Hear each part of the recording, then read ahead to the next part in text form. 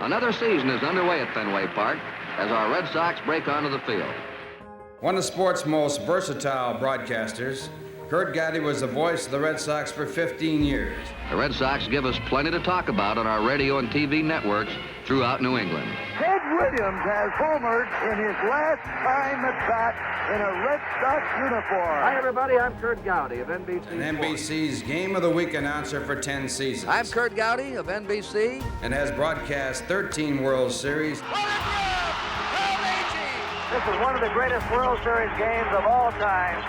And 16 All-Star games. There's a long drive. That one is going way up. That hit the transformer up there. A good baseball announcer can make that game live in somebody's mind. There's a long drive.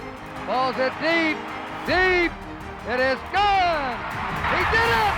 He did it. I've been lucky over the years to sit in on big events.